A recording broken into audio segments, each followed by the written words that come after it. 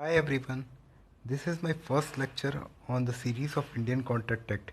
In this lecture, I am going to discuss about the application of Indian Contract Act, some definition like proposal, acceptance, promise, promisor and promisee. So let's start.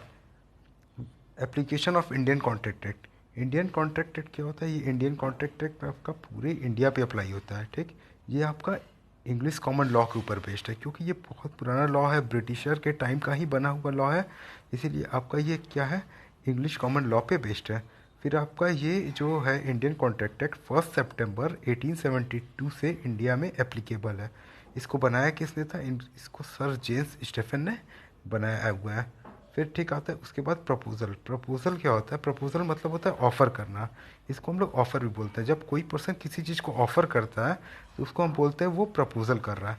Proposal क्या है? ये first step to enter into the contract. ये सबसे पहला step है inter contract में inter करने का। ठीक है, पहले प्रपोजल होता है, फिर उसके बाद ही कुछ होता है। प्रपोजल, एक्सेप्टेंस, कंसिडरेशन, प्रॉमिस, ये सब होता रहता है। ठीक, लेकिन सबसे पहला स्टेप जो है प्रपोजल है। ठीक, उसके बाद है डिक्शनरी मीनिंग। इसका क्या है?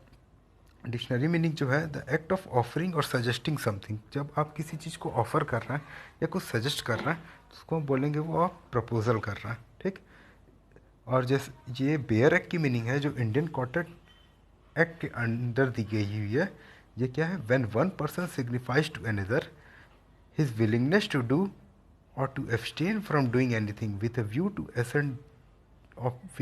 to obtaining the assent of that other to such act or abstinence, he is said to make a proposal। जब एक पर्सन किसी दूसरे पर्सन से अपना इच्छा जाहिर करता है और उस पर्सन से एसेंट लेता है, ठीक, तो उसी को हम लोग बोल देंगे कि वो प्रपोजल कर रहा है। जैसे एग्जांपल क्या है? जब ए क्या कर रहा है? ए बी से बोलता है कि क्या आप मेरी कार खरीदोगे, तो ए क्या कर रहा है? ए यहाँ प्रपोजल कर रहा है। ठीक, फिर आता है आपका एक्सेप्टेंस। एक्सेप्टेंस क्या होता है? जब कोई पर्सन ऑफ़र करता है, जब उस ऑफ़र को कोई पर्सन एक्सेप्ट कर लेता है दूसरा पर्सन, तो हम उसको बोलेंगे वो एक्सेप्ट कर लिया। मतलब आप assent to the term of an offer. जब आप ऑफ़र को कंफर्म कर दोगे तो वो बोलेंगे आप एक्सेप्ट कर लिया, उसको आपने एक्सेप्टेंस हो गया। When a person to whom proposal is made. ठीक, जब पर्सन को प्रपोजल किया जाएगा और वो पर्सन क्या करेगा, उस प्रपोजल पे प्रपोजल को कंफर्म कर देगा, तो हम बोलेंगे वो क्या कर रहा है? एक्सेप्ट कर रहा है।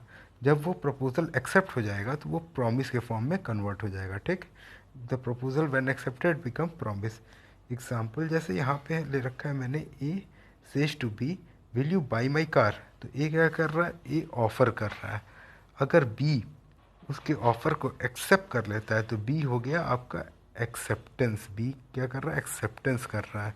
उसके बाद अगर बी एक्सेप्टेंस कर लिया तो फिर क्या हो गया? बी एक्सेप्टेंस अगर कर लेता है तो वो बाउंड हो जाता है। ठीक, तो वो प्रॉमिस में कन्वर्ट हो जाता है। ठीक, और बी को क्या बोलेंगे? हम लोग बोलेंगे प्रॉमिसी। और वहाँ ए भी बाउंड हो गया। अब एक क्या करेगा? ए अब जब बी को ऑफर कर दिया है और बी एक्सेप्ट कर लिया, बी, ठीक, तो ये वो प्रॉमिस में कन्वर्ट हो गया।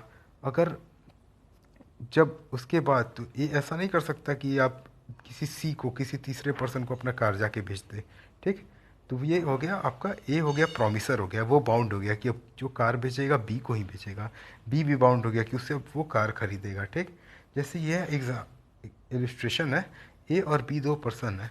ए ऑफर करता है बी को कि अपनी कार को बेचने के लिए।